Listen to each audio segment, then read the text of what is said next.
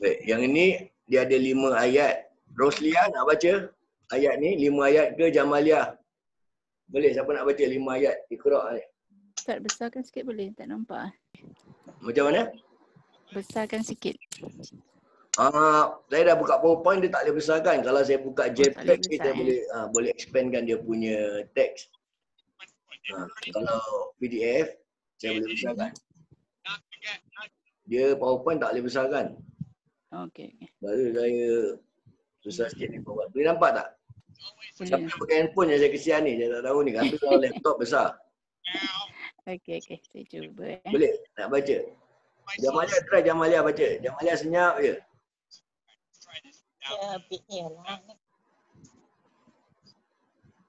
Boleh?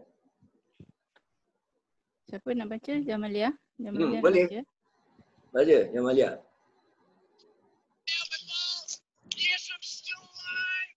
Tak ada pun. Roslia baca dah. Okay. Bismillahirrahmanirrahim. Iqra' bismi rabbikal ladzi khalaq. Khalaqal insana min 'alaq. Iqra' wa rabbukal akram. Alladzi 'allama bil qalam. 'Allamal insana ma lam ya'lam. Dia 5 ayat itu saja. Yang turun pada malam nuzul Quran tu, yang 17 Ramadan. Yang turun dekat Gua Hira kan. Ini saja. Ayat yang ke-6 turun pada masa yang lain. Sebab tu Allah berfirman apa? Bacalah dengan nama Tuhan, dengan nama Tuhanmu yang menciptakan. Maknanya baca saja. Kita faham tak faham, nanti Allah akan kasih kita kefahaman. Dia telah menciptakan manusia daripada segumpal darah. Bacalah dengan nama Tuhanmu. Tuhanmu lah yang Maha Pemurah. Kita baca saja dengan nama Allah dah. Yang mengajar dengan perantaraan kalam. Dia mengajarkan kepada manusia apa yang tidak diketahuinya. Allah akan ajar kita baca. Kalau kita berusaha nak belajar baca. InsyaAllah. Okey, seterusnya. Dilihat dari sejarah kitab suci Al-Quran, diturunkan secara beransur-ansur selama lebih kurang 23 tahun semasa kenabian baginda Rasulullah SAW dengan berbagai cara. Dengan macam-macam cara wahyu ni turun. Okay, kita tengok cara wahyu ni turun pula. Di antara yang pertama, dengan cara malaikat Jibril alaihissalam memasukkan wahyu ke dalam hati baginda Nabi Muhammad sallallahu alaihi wasallam. Dengan cara ini, Nabi Muhammad tiba-tiba saja merasakan wahyu itu telah berada di dalam hatinya. Rasulullah pun tak tahu macam mana cara yang pertama ni, tiba-tiba dia dah terasa ada wahyu dah masuk. Jadi dia punya kepahaman Al-Quran ni dah ada dah. Ini cara pertama. Ini dalil dia. Tentang cara yang pertama ni. Ini siapa lagi nak baca, boleh baca. Kalau tak nak saya buka daripada terjemahan, baca daripada terjemahan aja. Boleh tak? Saya baca. Saya tak tahu siapa-siapa boleh baca Quran. Kalau tak boleh, saya buka terjemahan dia. Terjemahan dia boleh lah. Enggak, tak apa. Terjemahan dia pun tak apa juga. Yati try baca terjemahan dia Yati. Boleh Yati try.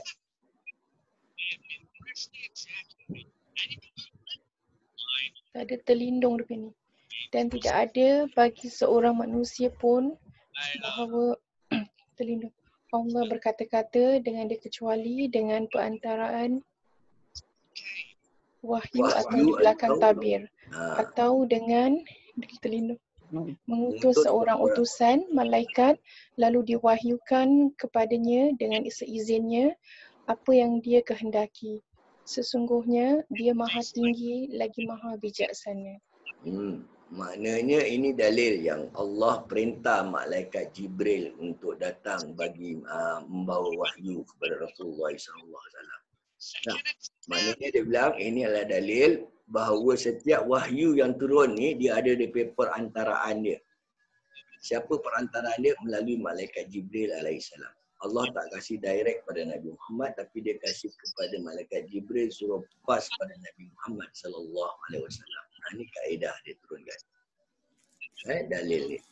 Baik, seterusnya dalil yang sama juga daripada surah yang sama. Dia mengatakan, dan demikianlah kami wahyukan kepadamu wahyu Al-Quran dengan perintah kami. Sebelumnya kamu tidaklah mengetahui apakah Alkitab, yakni Al-Quran, dan tidak pula mengetahui apakah iman itu. Tetapi kami menjadikan Al-Quran itu cahaya yang kami tunjuki dengan dia siapa yang kami kendaki di antara hamba-hamba kami. Dan sesungguhnya kamu benar-benar memberi petunjuk kepada jalan yang lurus. Bila dia kata cahaya ni, maknanya Al-Quran ini boleh menjadi penerang dalam kehidupan kita sama ada dekat dunia maupun dekat akhirat. Ini kaedah dia. Baik, surah Al-Isra pula. Siapa nak baca lagi? Tidak, saya akan ambil dia punya makna aja. 106.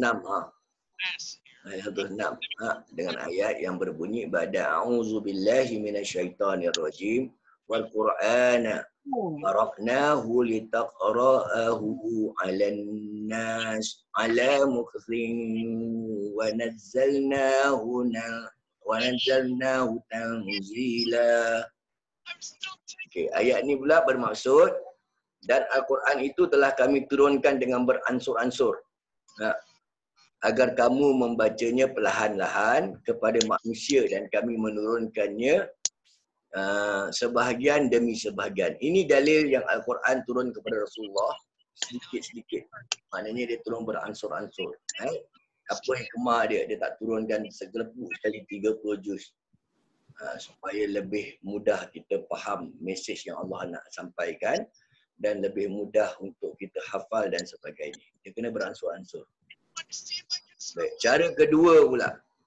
Macam mana ni Al-Quran ni turun, wahyu ni turun kepada Rasulullah SAW. Cara kedua adalah malaikat Jibril alaihissalam menampakkan dirinya kepada baginda Nabi SAW dalam wujud sebagai seorang lelaki yang mengucapkan kata-kata kepadanya. Sehingga beliau mengetahui dan hafal benar kata-kata itu. Ini cara kedua. Cara pertama, Rasulullah pun tak tahu macam mana cara dia turun. Tiba-tiba saja dari dalam hati dia. Cara kedua, Rasulullah nampak malaikat Jibril ni turun, sampaikan wahyu ni dalam bentuk manusia. Dia ada peristiwa yang terjadi yang mana di Masjid Nabawi ketika itu, malaikat Jibril datang menyerupai manusia. Datang duduk bersila, lutut bertemu lutut dengan Rasulullah SAW. Maknanya duduk dekat. Duduk rapat-rapat. Sebab apa rapat lutut bertemu lutut? Sebab nak menyampaikan satu ilmu yang amat penting untuk kita. Apa ilmu dia? Malaikat Jibril tanya kepada Rasulullah, terangkan aku tentang Islam. Rasulullah kata Islam ini terdiri daripada 5 perkara yang rukun Islam kita belajar. Lepas tu malaikat Jibril cakap betul. Sahabat pun terperanjat. Orang ni tanya, lepas tu Rasulullah jawab, dia pula cakap betul. Lepas tu terangkan aku tentang iman, Rasulullah jawab ke 6 rukun iman. Yang kita belajar rukun iman, 6 perkara itu. Percaya pada Allah, percaya pada malaikat, percaya pada kitab. Itu 6 perkara rukun iman. Okey, bye. Itu Rasulullah ditanya oleh malaikat Jibril alaihissalam, terangkan aku tentang ihsan. Jadi Rasulullah kata apa? Ihsan ni seolah-olah kamu beribadah, hendaklah seolah-olah kamu melihat Allah. Kalau kamu tak dapat seolah-olah melihat Allah, yakinlah bahawa Allah melihat kamu. Ini soalan yang ketiga Rasulullah jawab. Malaikat Jibril kata betul juga. Yang keempat, malaikat Jibril tanya Rasulullah, terangkan aku tentang hari kiamat. Rasulullah bilang yang bertanya lebih tahu tentang apa yang dia tanya. Sebab Rasulullah tahu itu malaikat. Malaikat lebih tahu. Jadi sahabat-sahabat ada sahabat-sahabat jadi saksi ramai. Ini hadis diriwayatkan oleh Sayyidina Umar bin Khattab. Sahabat-sahabat terperanjat. Dia lebih tahu pada Rasulullah. Maknanya dia bukan calang-calang orang. Siapa orang ni? Diorang pun terpinga-pinga tak kenal orang ni. Okey, kalau gitu kata malaikat Jibril, terangkan aku tentang tanda-tanda dia. Pasal malaikat lebih tahu kata Rasulullah. Jadi Rasulullah, okey kalau aku lebih tahu, kau terang aku daripada tanda-tanda, apakah tanda-tanda hari kiamat ni. Rasulullah pun terangkan dia punya tanda-tanda saja. Sekarang kita renungkan tanda-tanda dia ni dah ada ke belum hari ini. Antaranya manusia akan berjalan dengan tidak berpakaian di khalayak ramai. Satu tanda dia. Dah ada dah hari ni. Kita tengok tanda dunia nak kiamat dah dekat. Dah ada dah model-model. Tak? Yang jalan kat depan orang pakai bikini ni semua. Depan publik tau ni, ayat ramai jalan catwalk kan. Model-model ni. Itu satu tanda dah ada. Yang kedua tandanya, manusia ni akan berlumba-lumba membangunkan bangunan yang tinggi. Tengok hari ni. Banyak bangunan semua. Berlumba-lumba buat high building. Bahkan dekat Arab Saudi tu pun ada je menara dia, the latest building tu. Dia nak buat the tallest building tu pun. Yang menara jam tu. Lepas tu China lawan dia. Lepas tu dekat Dubai lagi buat. Wah, berlawan-lawan. Yang ketiga pula, tanda-tanda dia adalah macam mana dia punya hadis dia punya seorang tuan yang melahirkan hambanya, gitulah lebih kurang. Maknanya dia lahirkan baby ni, tapi baby ni dah besar jadi dia punya bos pula. Dia yang melahirkan jadi dia punya hamba pula. Ada tak benda ni dalam? Kita kena renungkan benda ni baik-baik. Dah ada dah, tanda-tanda ni dah ada dah. Dah ada, benda ni dah ada dah. Maksud dia tu apa? Bila dia melahirkan tuan dia. Dia lahirkan tuan dia maksudnya, tengoklah hari ni. Anak-anak kita ni semua ilmu dah bekerja. Dia campak anak-anak dia buat untuk kita jaga pula. Pula dia pula kita punya bos, kita pula jadi hamba dia. Jadi benda-benda ni dah ada dah sebenarnya. Jadi kita kena renungkan benda-benda ni. Okey, ini hadis dia. Hadis dia agak panjang. Sebab tu saya tak nak ambil hadis dia. Saya terus pergi direct dia punya maksud dia saja. Ini diriwayatkan oleh Imam Muslim. Setelah malaikat Jibril lalu pergi, kita tengok penghujung hadis ni. Bila Rasulullah tanya kepada Sayyidina Umar, setelah dia pergi, Rasulullah pun tanya kepada Sayyidina Umar. Ni dia yang bawah ni. Yang kali hijau ni pertanyaan Rasulullah kepada Sayyidina Umar. Kemudian Rasulullah pun bertanya kepada aku, kata Sayyidina Umar, "Wahai Umar, tahukah engkau siapa yang bertanya tadi?" Aku berkata, "Allah dan Rasulnya lebih mengetahui." Ini kata Umar. Kata Sayyidina Umar, Allah dan Rasul lebih mengetahui. Baginda pun bersabda, maknanya Rasulullah pun cakap balik, dia adalah Jibril yang datang kepada kalian untuk mengajarkan agama kalian. Ini dia. Hadis yang diriwayatkan oleh Sayyidina Umar tu. Okey, hadis ini diriwayatkan oleh Imam Muslim. Baik. Seterusnya kita tengok cara yang ketiga pula, macam mana Rasulullah mendapat wahyu. Baik, cara yang ketiga yakni wahyu datang kepada baginda Nabi SAW seperti bunyi gemercing lonceng. Dan menurut baginda Nabi SAW, cara inilah yang paling berat dirasakan. Sampai-sampai baginda Nabi SAW mencucurkan keringat. Maknanya berpeluh-peluh. Kalau wahyu yang ketiga ni turun, cara yang ketiga ni turun. Meskipun wahyu itu turun di musim dingin. Ini yang paling berat.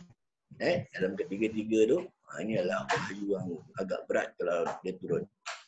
Okay, ini Al-Harith bin Hisham radhiyallahu an pernah bertanya kepada Rasulullah SAW, "Wahai Rasulullah, bagaimanakah cara wahyu datang kepadamu?" Rasulullah SAW menjawab. Ini jawapan Rasulullah SAW. Dia ceritakan kepada sahabat yang bernama Harith bin Hisham ni. Rasulullah jawab, dia bilang, terkadang wahyu itu datang kepadaku seperti bunyi gemercing lonceng. Inilah yang terberat bagiku. Dia memberitakan sesuatu yang aku memahami apa yang ia ucapkan. Dan terkadang malaikat datang dalam wujud seorang lelaki. Lalu dia berbicara kepadaku dan aku faham apa yang diucapkan. Ini semua antara dalil-dalil bagaimana Rasulullah mendapat wahyu daripada malaikat Jibril. Baik, cara penerimaan wahyu ni pula, ia berbeza-beza. Dia macam-macam cara penerimaan dia. Ada yang paling berat, seperti bunyi kemencing lonceng. Ini pun ada hadis yang diriwayat, hadis yang lain pula. Ini pula diriwayatkan oleh Sayyidatina Aisyah radhiyallahu anha. Sebab apa? Aisyah ni amat memahami tentang beratnya wahyu itu. Sebagai isteri dia tahulah benda ni. Kalau kat rumah wahyu datang dia nampak perubahan Rasulullah SAW. Dan beliau berkata sebagaimana keadaan baginda Nabi SAW di saat turunnya wahyu di musim dingin. Musim dingin maksudnya musim sejuk lah. Ini hadis dia ni. Walaqad ra'aituhu yanzilu alaihi wal wahyu, ini wahyu. Wahyu kan, al wahyu fil yaum hari asyahdidil bagdi. Fa yafsimu anhu wa inna jabina. La yatafassadu an araqa. Jadi maksud hadis ni, ini daripada Aisyah ni. Sungguhnya aku melihat wahyu turun kepada beliau. Ini turun kepada Rasulullah di hari yang sangat dingin, namun beliau tidak merasa kedinginannya. Bahkan dari dahi beliau mengeluarkan keringat. Maknanya berpeluh-peluh waktu wahyu ni turun. Hadis ni diriwayatkan oleh Imam Bukhari pula. Yang tadi Imam Muslim ni, Imam Bukhari, At-Tirmizi, An-Nasai dan juga Imam Ahmad. Imam Ahmad ni Imam Ahmad bin Hanbal, pengasas mazhab Hanbali. Okey, wahyu yang pertama turun yang surah A'la tu, yang Iqra' tadi, pun ada khilaf. Ada yang cakap bukan tu, ada wahyu lain lagi turun sebelum tu. Tapi majoriti kata yang itu. Sama juga dengan wahyu yang terakhir pun ada khilaf. Ada ulama kata ini, ada ulama kata gitu dan sebagainya. Tapi semua yang khilaf ni mereka ada dalil-dalil mereka yang tersendirilah. Cuma saya lebih condong mengikut kepada pandangan majoriti ulama. Itu lebih selamat. Kadang-kadang kita dengar pandangan ni kata gitu, pandangan ni kata gini. Jadi kita nak ikut mana satu ni Ustaz? Kalau awak tanya saya bilang kita ikut pandangan majoriti ulama. Itu lebih selamat. Daripada kita ikut yang minoriti, lebih baik kita ikut yang majoriti. Tapi di masa yang sama, kalau nak ikut yang majoriti, jangan salahkan yang minoriti. Sebab yang minoriti itu pun ulama juga. Ini kaedah kita menuntut ilmu macam tu. Walaupun kita tak mengambil pendapat yang minoriti, tapi kita jangan salahkan dia sebab dia pun ulama juga. Okey. Walaupun terdapat berbagai pendapat, namun surah Al-Baqarah ayat yang ke-281 dinilai sebagai pendapat yang agak kuat. Dan boleh diterima sebagai ayat terakhir yang turun kepada baginda Nabi Muhammad SAW. Kerana ayat ini turun 81 hari sebelum baginda Rasul SAW wafat. Bahkan ada juga yang menyebut 9 malam sebelum baginda Rasul SAW wafat. Ini wahyu yang terakhir. Sebab ada yang berpendapat surah Al-Ma'idah ayat yang ketiga. Surah Al-Ma'idah ayat yang ketiga, yang mana Allah SWT telah berfirman, hari ini telah sempurna agama kamu dan aku telah redha Islam sebagai agama kamu. Ada yang berpendapat ayat tu. Ayat tu turun sewaktu Rasulullah pulang daripada melaksanakan ibadah haji wada. Dia turun di di Arafah waktu itu. Tapi haji wada, kalau nak cakap haji bulan Zulhijjah. Rasulullah wafat bulan Rabiul Awal. Jadi dia ada beberapa bulan selepas tu. Yang ini antara dalil yang dia bilang selepas itu ada lagi wahyu turun. Maknanya 81 hari. Yang lagi satu pula dalil dia bilang 9 malam sebelum Rasulullah wafat. Okey, ini kaedah nak tengok. Jangan tengok daripada tarikh dia. Kan? Ini ayat yang saya cakap tadi. Kan? Ayat ni adalah daripada surah Al-Baqarah tadi. So, Ini adalah majoriti ulama yang berkata ini. Dia walaupun ada khilaf. Ada yang cakap surah Maidah ayat ketiga. Ada yang cakap surah Al-Baqarah ayat yang ke-281 ni. Ya. Tapi pada saya lebih condong mengambil kepada yang majoriti. Tapi saya tak salahkan. Siapa nak ambil yang Al-Maidah pun tak ada masalah. Sebab benda ni, dia tidak menggugat kita ke akidah pun. Surah mana yang pertama turun, surah mana yang terakhir turun, bukan masalah kita. Masalah kita kena beriman semua ayat-ayat Quran. Semua kita kena beriman dengan dia. Bukan yang mana turun dulu, mana turun terakhir. Ini bukan DP point. Kan? Jadi itu semua bidang-bidang ulama yang membincangkan. Yang penting untuk kita beriman kepada semua ayat Quran. Ini ayat dia 281. Siapa nak baca ayat ni? Boleh? Siapa nak baca silakan. Wattaqu yawman turja'una fihi ilallah. Nak baca? Jamalia senyap je Jamalia. Lama tak dengar awak baca. Okay, saya sambung Ustaz Boleh? Silakan. Summa tuwaffa kullu nafsin ma kasabat wa hum la yuzlamun. Boleh. Bagus. Satu huruf dah dapat satu pahala. Nampak banyak huruf ni. Summa. Summa dia 3 huruf. Ada satu huruf sa, 2 huruf mim. Macam nampak tak ada 2 mim situ? Rosia nampak? Ada 2 huruf mim. Summa. Ada 2 huruf mim dah 3 huruf. Kalau sampai ujung lagi banyak huruf tu. Rosia? Nampak tak 2 huruf mim? Jamalia nampak 2 huruf mim? Tanda sabdu tu menandakan 2 huruf mim ya, Ustaz? Yes. Setiap huruf sabdu menunjukkan ada 2 huruf kat dalam tu. Dia mergekan into one. Lepas tu dia keluarkan sabdu. Jadi bacaan dia kita tahulah. Hukum dia wajib berguna, kena dengung kat situ lah. Summa tawaffa. Waffa pun ada 2 huruf fa. Banyak tu dapat tak? Baik. Yang bermaksud, dan peliharalah diri kamu dari huru-hara hari kiamat. Yang padanya kamu akan dikembalikan kepada Allah. Kemudian akan disempurnakan balasan tiap-tiap seorang menurut apa yang telah diusahakannya. Sedang mereka tidak dikurangkan balasannya sedikit pun. Ini adalah ayat yang pertama, yang terakhir sekali wahyu turun. Allah dah kasih kita reminder.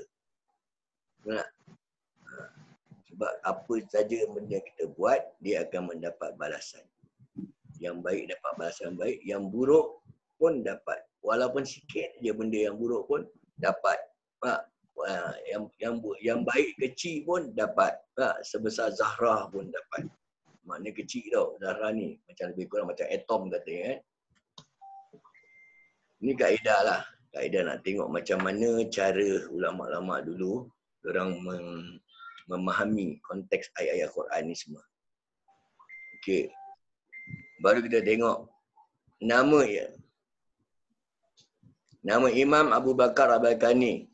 Sebagaimana diambil oleh Syekh Manna Al-Qatan dan juga Imam Badruddin Az-Zarkashi dalam kitabnya Al-Burhan, bahawa mengetahui ayat pertama dan terakhir yang diwahyukan kepada baginda Nabi Muhammad SAW bukanlah kewajipan dalam beragama.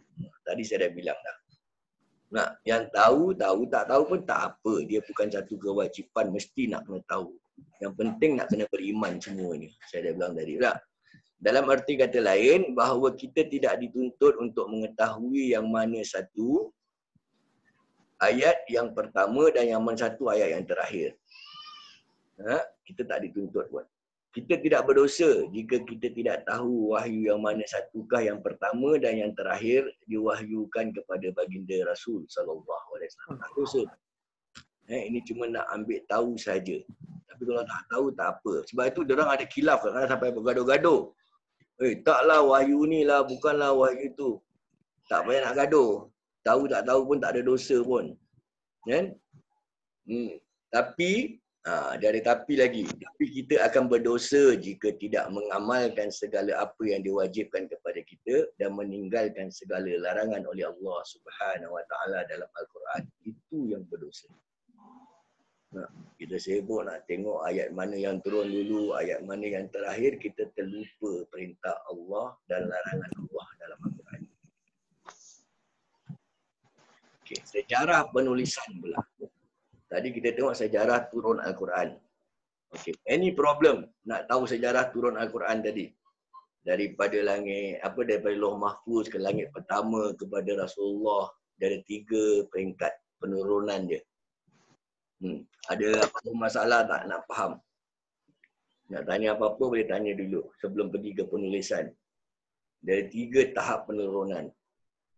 Dan cara dia turun tu bertahap-tahap tu tadi melalui malaikat Jibril, ke semua cara melalui malaikat Jibril. Cuma dia berbeza. Ada kalanya malaikat Jibril masukkan ke dalam dada Rasulullah. Yang pertama tadi, tiba-tiba Rasulullah rasa dah ada wahyu dalam dada dia. Yang kedua, malaikat Jibril menyerupai manusia. Ketiga, malaikat Jibril akan datang bawa wahyu tu dengan bunyi gemencing lonceng tadi. Bunyi lonceng. Dan Rasulullah start berpeluh-peluh. Ini kaedah macam mana wahyu ni turun. Ada apa-apa nak tanya dulu sejarah penurunan Al-Quran dan juga macam mana cara dia turun tu dulu. Kalau tidak, baru saya masuk kat tempat bab penulisan ni pula. Okey, sejarah penulisan Resam Osmani. Yang selalu kita ngaji kan, kita cakap Resam Osmani, apa benda Resam Osmani ni sebenarnya? Macam mana ditulis? Kan? Okey, Rasulullah ni adalah dia punya sahabat-sahabat yang pandai menulis. Bila datang wahyu, Rasulullah akan membacakan kepada sahabat-sahabat yang pandai tulis untuk menulis. Dan selebihnya, Rasulullah yang sahabat-sahabat tak pandai tulis, Rasulullah akan ajar mereka untuk menghafal ayat-ayat tersebut. Yang mutawatirnya, majoriti sahabat-sahabat ni, satu kelebihan orang-orang Arab ni, dia tentang hafalan dia very strong. Dia dengar 3-4 kali, dia ulang-ulang, dia boleh hafal ayat-ayat Quran ni. Ini kelebihan. Sebab tu mereka ada kaedah menghafal Quran ni. Sebab tu orang-orang Arab ni kalau kita tengok dia suka bersyair. Sebenarnya syair-syair diorang ni kadang-kadang diisikan seni kata syair tu melalui bait-bait pembacaan Al-Quran tu sendiri. Kalau ada hukum-hukum tajwid ni kan, dia masukkan dalam syair-syair dia. Contoh dia macam gitu. Dia seni kata dia. Sebab tu diorang ni expert dalam hafalan. Ini satu kelebihan yang kita tak dapat nafikan. Orang-orang Arab memang tentang hafalan dia very strong. Okay, dan kita pergi tempat sejarah penulisan pula. Right. Zaman Rasulullah, kita tengok satu-satu. Penulisan ni dia berperingkat-peringkat daripada satu zaman ke satu zaman yang lain. Dia ada peringkat-peringkat penulisan dia. Baik, zaman Rasulullah dulu. Sebaik saja menerima wahyu, baginda Nabi SAW akan memerintahkan para juru tulisnya supaya mencatatkan ayat-ayat Al-Quran yang telah diturunkan. Dia akan perintahkan juru tulis, maknanya sahabat-sahabat yang boleh menulis. Ini antara dia. Yang keduanya, antara juru tulis dia adalah Khulafa Ar-Rashidin. Siapa dia? Yang keempat-empat khalifah tu. Sayyidina Abu Bakar As-Siddiq radhiyallahu an, Sayyidina Umar ibn Khattab, Sayyidina Uthman ibn Affan, Sayyidina Ali ibn Abi Talib. Selain daripada khalifah yang 4 tu, Zaid bin Sabit, Ubay bin Ka'ab, Muawiyah bin Abu Sufyan, Muaz bin Jabbar, Zubair bin Awam, dan ramai lagi para sahabat-sahabat yang lain radhiyallahu anhum. Ini semua yang expertise dalam bab penulisan. Okey, ditulis di atas pelepah-pelepah kurma, batu-batu, kulit, tulang binatang dan selainnya. Kerana ketiadaan kertas di masa itu. Zaman tu tak ada kertas. Jadi orang tulis di atas pelepah kurma, batu-batu, kulit-kulit. Ini sejarah penulisan.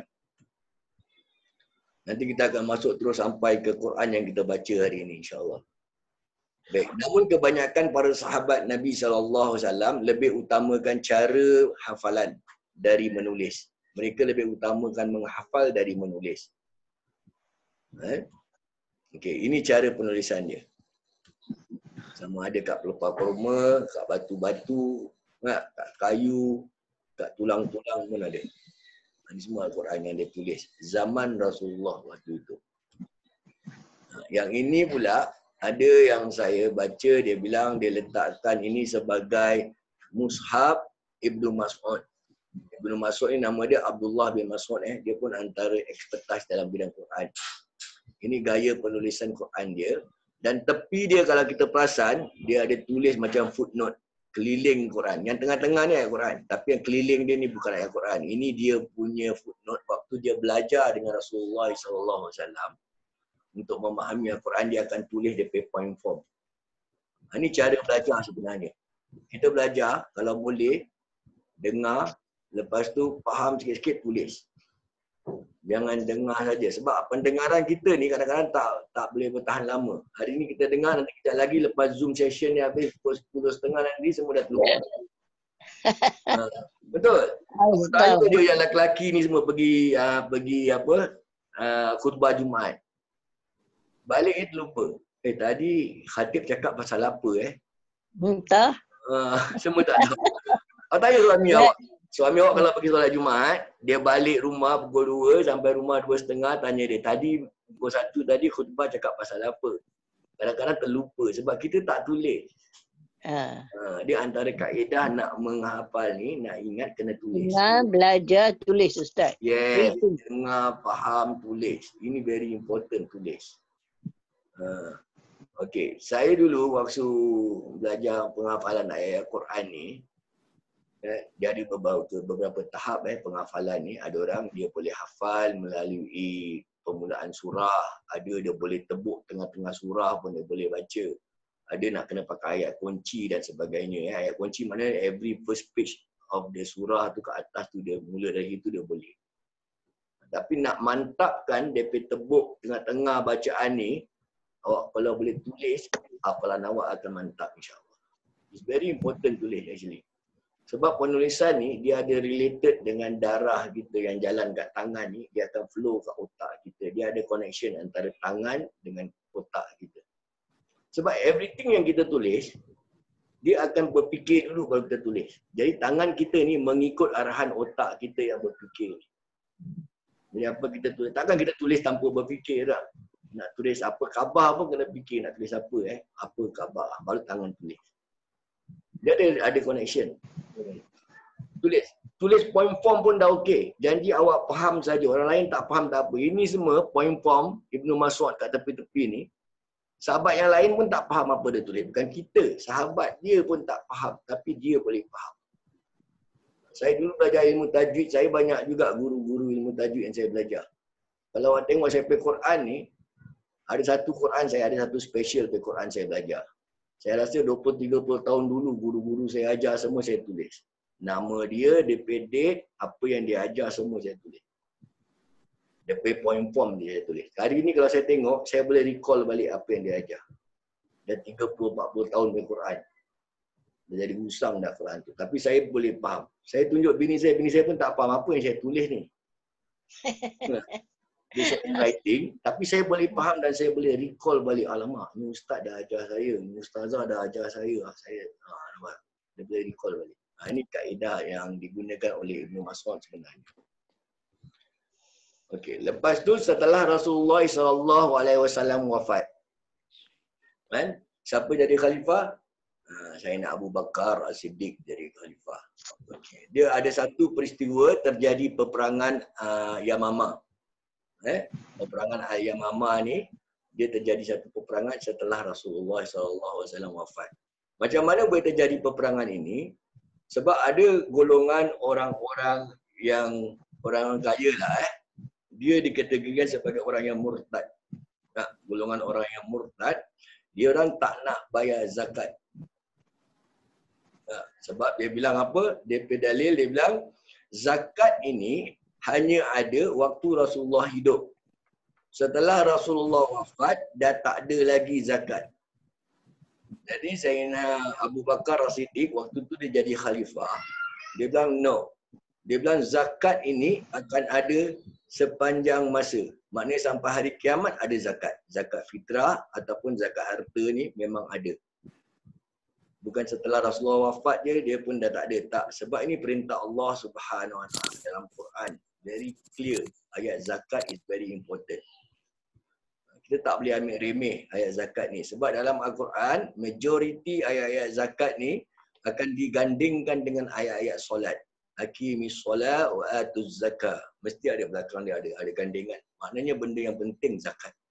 Baru tadi saya buat khutbah pun, khutbah Jumaat, antara teks dia pun yang saya kena baca surah At-Taubah. Saya ingat lagi ayat 71 tadi.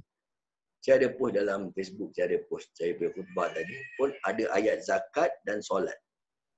Maknanya benda ni masih ada lagi. Tapi orang-orang ni tak nak bayar zakat, akhirnya terjadilah peperangan dengan orang-orang Islam. Ini dia terjadi dekat satu tempat, nama dia Yamamah, jadi dia panggil peperangan ni sebagai peperangan Al-Yamamah.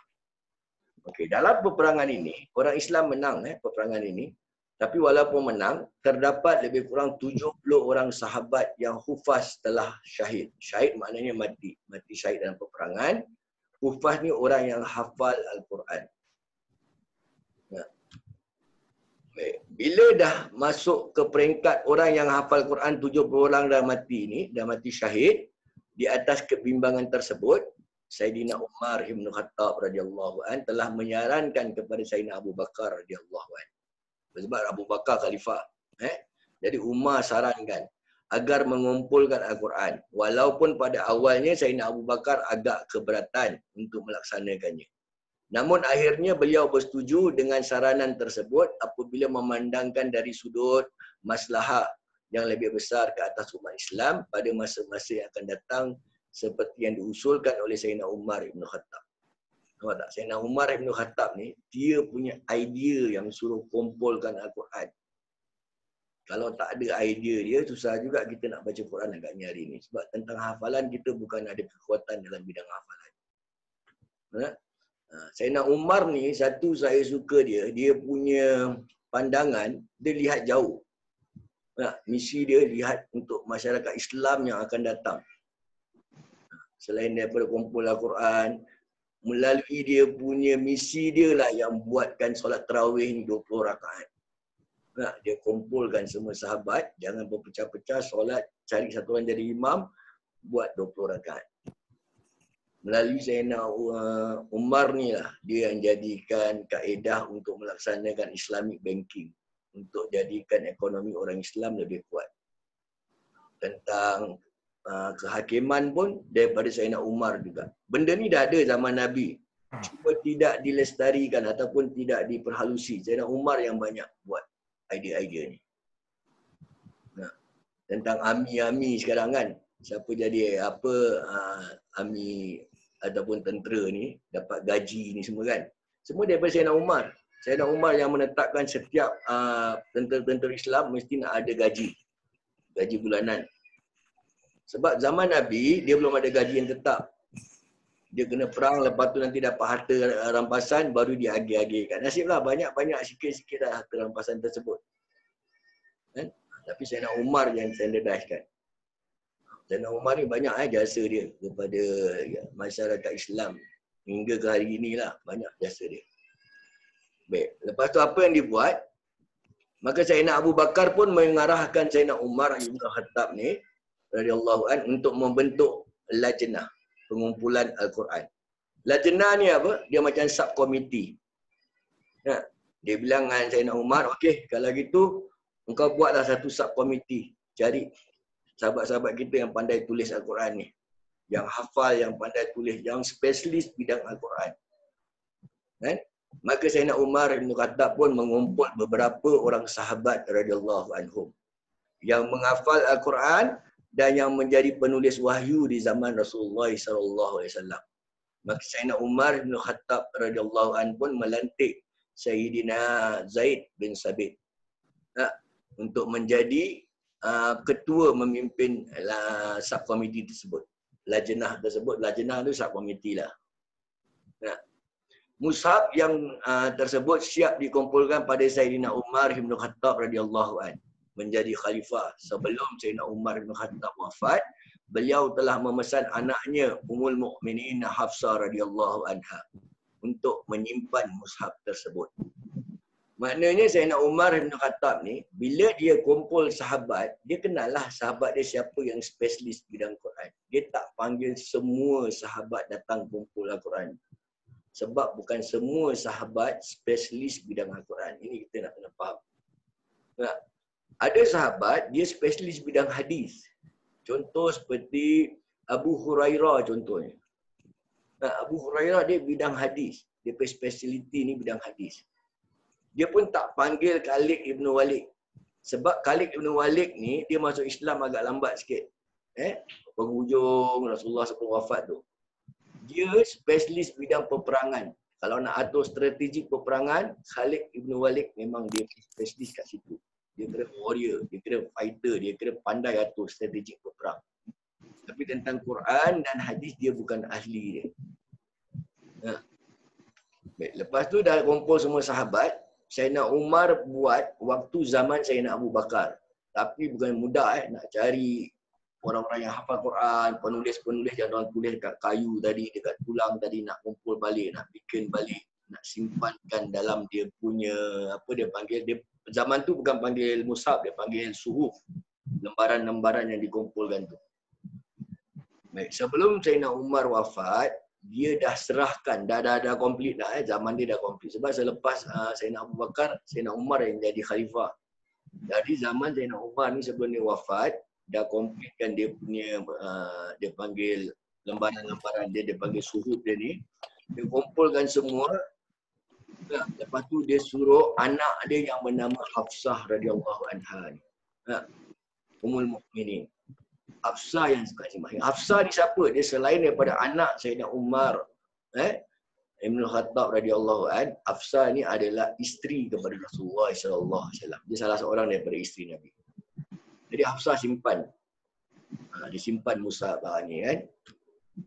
Ini contohnya macam ginilah. Dia kumpulkan macam gini. Ini belum jadi Quran yang kita baca lagi ni. Rasam Osmani yang ditulis ni belum lagi yang kita baca hari ni, belum jadi lagi. Cuma dia kumpul macam ni. Okey. Pada zaman Sayyidina Uthman Ibn Affan. Ini baru dia start. Zaman Sayyidina Uthman Ibn Affan, dia terjadi lagi satu peperangan. Agama Islam telah berkembang ke negara Syam, Kufah, Basrah, Baghdad, Yaman, Mesir, Bahrain dan banyak lagi. Islam dah mula berkembang. Bila agama Islam dah berkembang, umat Islam belajar membaca Al-Quran mengikut kaedah bacaan para sahabat yang masyhur. Contohnya penduduk Syam akan mengikuti kaedah bacaan Ubay bin Ka'ab. Sementara penduduk Kufah mengikuti kaedah bacaan Ibnu Mas'ud. Dan lain-lain kaedah pembacaan para sahabat di lain-lain daerah. Maknanya lain daerah ada lain cara pembacaan Al-Quran. Ini yang dipanggil qiraat. Nanti saya akan masukkan juga bab qiraat. Dia baca gini, dia baca gitu. Contoh surah Wadduha juga. Ada sahabat baca Wadduha, ada sahabat baca Wadduhi, ada sahabat baca Wadduha. Dia dah ikut siapa yang mengajar sahabat yang mana berkiraat kan. Dan dia mengikut kepada kaedah-kaedah kiraat-kiraat yang tertentu itu. Kan? Jadi perbezaan pembacaan ini telah menimbulkan permasalahan di kalangan umat Islam pada peperangan membebaskan Armenia dan Azerbaijan. Waktu peperangan nak bebaskan Armenia dengan Azerbaijan, orang-orang Islam bersatu untuk bebaskan Armenia dengan Azerbaijan. Maknanya orang Islam daripada Syam, dari Kufah, dari Basrah, dari Baghdad, dari Yaman, Mesir, Bahrain semua berkumpul. Nak bebaskan Armenia dengan Azerbaijan. Tapi selepas Armenia dengan Azerbaijan ni dah bebas, mereka bebaskan ni, diorang bersatu ni. Tapi pak baca Quran, dia dah tak bersatu pula. Dah start salahkan dia ni salahkan dia tu. Dia bilang kau baca salah, dia ni baca salah. Dah saling salah menyalahkan. Dan mereka salah menyalahkan ni dah sampai ke tahap ekstrim yang hampir-hampir jadi peperangan sesama sahabat. Dia dah salahkan. Sebab tu jangan suka salahkan orang. Dia akan berakhir dengan permusuhan. Yang ini dah berakhir dengan dah nak membunuh dah ni. Maka balik pada bebaskan Armenia ni sama Azerbaijan, balik kepada kota Madinah, di atas cadangan salah seorang sahabat yang bernama Huzaifah Al-Yamani. Maknanya dia orang Yaman. Huzaifah ni dia jumpa Khalifah Sayyidina Uthman. Sebab Uthman jadi khalifah waktu itu. Waktu ni Abu Bakar dah wafat, Sayyidina Umar pun dah wafat. Sayyidina Osman jadi khalifah. Dia bilang dengan Sayyidina Osman agar diselaraskan mushaf bagi mengelakkan perbalahan sesama umat Islam. Dia bilang, why not you standardizekan this Quran? If you don't standardizekan di Quran, mereka akan berbalah. Macam mana nak standardizekan? Nah, zaman tu dia ada 7 cara pembacaan. Dia panggil 7 qiraat. Macam mana nak buat 7 qiraat ni baca, standardizekan dia. Dia mesti ada satu kaedah. Inilah kaedah qiraat ni dirakamkan dalam Rasam Osmani ni. Maka Sayyidina Osman pun berbincang dengan sahabat-sahabat yang lain. Apa dia nak buat supaya orang-orang Islam tak bergaduh lagi tentang pembacaan Al-Quran. Maka Sayyidina Osman punya zaman ni pula, dia pertimbangkan pertimbangan Khalifah Sayyidina Osman Ibn Affan dengan menyatukan bahasa Al-Quran adalah untuk menghindari perpecahan di tengah kaum muslimin. Sebagaimana yang dilaporkan oleh sahabat Huzaifah bin Al-Yaman dari Al-Yamani dari sepulang beliau dari Azerbaijan. Dan ini dipersetujui oleh para sahabat yang lain, termasuk Sayyidina Ali bin Abi Talib radhiyallahu an dengan mengatakan, ini kata-kata Sayyidina Ali. Sayyidina Ali dia endorsekan lagi. Dia bilang, wallahi ma fa'allazi fa'ala fi masahif. Musab lah, masahif ni musab. Illa am mala'i minna jami'a. Maknanya, demi Allah, Osman tidak melakukan penyatuan bahasa mushaf itu kecuali setelah beliau meminta pertimbangan daripada semua kami para sahabat lebih dahulu. Maknanya Sayyidina Ali sendiri kata, ini bukan Sayyidina Osman pandai-pandai dia bilang. Dia dah minta kita punya pandangan juga. Macam mana dia nak buatkan mushaf ni, boleh tak? Jadi sahabat dah agree boleh. Sahabat dah bersetujulah dengan pandangan untuk disatukan semua mushaf ni. Kalau tak susah juga. Sahabat tak agree susah juga. Okey, peristiwa pengumpulan penulisan Al-Quran pada zaman Khalifah Sayyidina Osman Ibn Affan. Beliau telah memerintahkan 4 orang sahabat. 3 dari kaum suku Quraisy dan 1 daripada kaum Ansar. Yang tentu saja dialek bahasa mereka ada yang berbeza. Dialek orang Ansar dengan orang Quraisy lain dia punya dialek dia punya logat dia lah. Saya dah bilang macam minggu lepas, saya bilang orang Kelantan dengan orang Singapura cakap Melayu pun berbeza. Orang Terengganu dengan orang Kedah pun lain. Ada orang Arab pun gitu, dari dia punya dialek dia punya lorat-lorat. Maka Khalifah Sayyidina Osman Ibn Affan radhiyallahu anhu pun mengarahkan para sahabat untuk membentuk, ni lagi bentuk lagi satu subkomiti, Lajnah tadi. Lajnah pengumpulan Al-Quran yang diketuai oleh Zaid bin Sabit. Zaid bin Sabit dilantik lagi sebab Sayyidina Umar dah lantik dia, sekarang Osman pun nak ambil dia juga. Lajnah pengumpulan Al-Quran telah mengambil keputusan dalam penulisan berdasarkan bacaan para hufaz. Macam mana para hufaz-hufaz yang hafal Al-Quran yang baca, macam gitu diorang tulis. Jadi bila diorang tulis, dia boleh tulis dalam satu mushaf, semua 7 qiraat boleh baca. Sebab tu kadang-kadang kita tengok dalam Al-Quran, mushaf bersama Osmani ni, dia tak tulis huruf alif besar. Wadduha dia tak tulis alif, ha alif. Dia tulis ha, alif tu dia gunakan alif maksurah. Contohnya macam gitu. Sebab untuk ada qiraat lain dia akan baca bukan wadduha, dia baca wadduhi, ada wadduha. Kenapa dia boleh baca gitu? Sebab dia nampak alif maksurah tu. Surah Fatihah, kalimah yang maliki yaumiddin, dia tak gunakan ma tu alif yang macam biasa kita gunakan alif besar sebagai ma asli, bukan. Dia gunakan alif anjariyah yang pendek tu, ataupun kita cakap alif kontut tu. Untuk qiraat lain dia baca pendek. Tak ada mat lah pada dia orang sebab dia gunakan alif anjariyah. Kalau dia tulis alif biasa ni, yang alif besar ni yang kita gunakan, maknanya semua qiraat baca 2 harakat. Tapi dia tak. Sebab ada qiraat baca 1 harakat, ada baca 2 harakat, dia kena pakai alif anjariyah. Alif kontut tu dia panggil alif anjariyah. Anjariyah ni adalah nama pedang. Pedang negeri Yaman. Dia panggil Anjariyah. Macam kita panggil badik lah. Badik kan pedang buntut kan, kecil kan, pisau buntut kan. Badik. Anjaria ni bentuk pedang.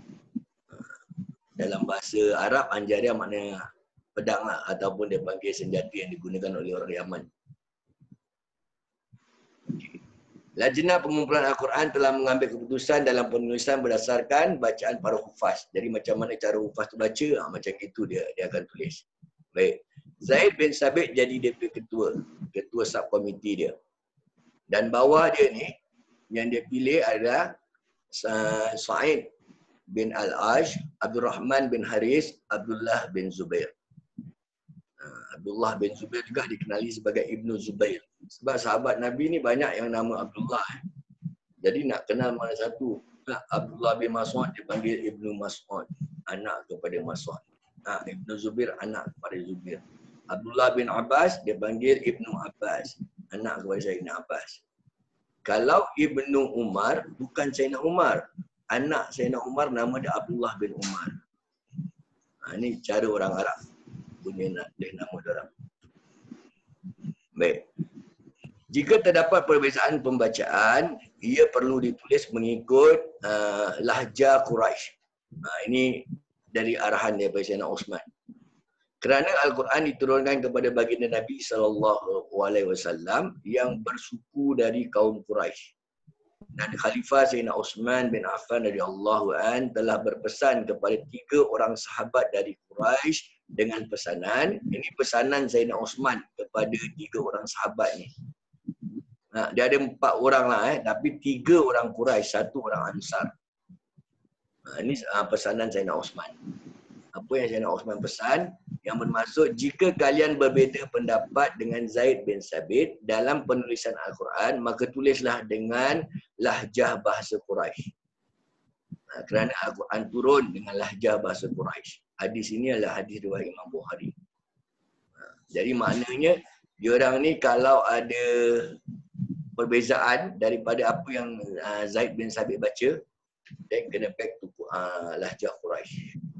Kalau tak ada perbezaan tak apa. Kalau ada perbezaan saja, ada berbeza pandangan, okey, dan kita standardize cara orang Quraisy baca macam mana, macam gitu kita tulis. Okay. Lepas tu dia pun siaplah dia punya mushaf. Macam ginilah lebih kurang mushaf dia ni. Ini yang dikenali sebagai mushaf Rasam Osmani. Dia tak ada titik, tak ada baris. During that time. Ini ada Rasam Osmani yang kita sebut ni. Atas usaha yang dikumpulkan oleh Sayyidina Osman Ibn Affan radhiyallahu anhu. Lepas tu kita boleh nampak perbezaan resam. Menurut As-Sayuti dalam kitabnya Al-Itqan fil Ulumul Quran, terdapat 6 naskah mushaf yang ditulis. Ini kata Imam As-Sayuti. Quran yang seperti ini, mushaf ni, dia buat 6 mushaf. Mushaf itu dikenali sebagai mushaf Al-Maki. Lepas tu dia suruh Abdullah bin Al-Saib ni hantar mushaf ni pergi kat Mekah. Suruh orang Mekah baca mushaf ni. Dia orang dah buat standardize semua kiraan dia baca. Lepas tu ada satu mushaf lagi, dia panggil mushaf Al-Madani. Dia suruh Zaid bin Sabit pula sebarkan kepada orang-orang Madinah. Mushaf Al-Basri dia panggil Amir bin Abdul Qais, sebarkan dekat negeri Basrah. Mushaf Al-Kufi dia suruh Abu Abdul Rahman As-Sulami, sebarkan dekat Kufah. Abu Abdul Rahman As-Sulami ni siapa? Dia adalah guru kepada Imam Hashim. Sebab itu Imam Hashim Al-Kufi. Yang kita baca, kiraat Imam Hashim riwayat Hafs. Maknanya Hafs punya guru Imam Hashim. Imam Hashim punya guru, ini dia, nama dia Abu Abdul Rahman As-Sulami. Dia adalah tabi'in. Sebab dia tak jumpa Rasulullah, tapi dia jumpa sahabat. Dia jumpa Sayyidina Osman. Okay, yang kelima, mushaf ini dikenali sebagai mushaf Asyami. Dia suruh sahabat yang bernama Al-Mughirah bin Syihab sebarkan kat negeri Syam. Yang keenam, mushaf ini dikenali sebagai mushaf Imam. Maknanya mushaf Imam ni disimpan oleh khalifah tu sendiri. Siapa dia? Khalifah dia Sayyidina Osman bin Affan. Sayyidina Osman yang simpan. 6 mushaf yang dia buat. Ini mengikut pendapat daripada Imam Asyuyuti. Rahimahullah. Nah, dia tulis 6 mushaf. Dan dia tercatat dalam kitab Imam Asyuyuti, nama dia Al-Iskan fil Ulumul Quran. Baik. Tapi ada juga pendapat daripada Al-Jazari. Al-Jazari ni pun antara ulama yang hebat juga dalam bidang Quran. Dia dikenali sebagai ulama qura'. Ulama qura' maknanya yang spesialis bidang Quran. Kalau saya bilang ulama muhadisin, dia spesialis bidang hadis. Okay. Imam Al-Jazari ni dia wafat tahun 833 Hijrah. Dia agak lambat sikit. Dia hidup lambat. Dah lepas zaman tabi'in ni semua, baru dia zaman pula. Dia bilang bukan 6, dia bilang ada 8 naskah yang dibuat.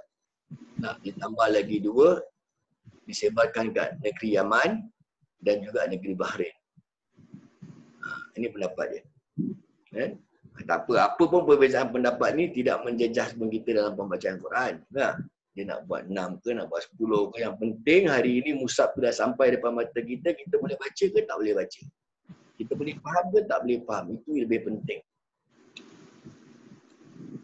Baik. Dah siap semua mushaf tu disebarkan ke merata tempat. Yang tadi saya sebutkan tadi. Kat Kufah, kat Basrah, dekat Yaman.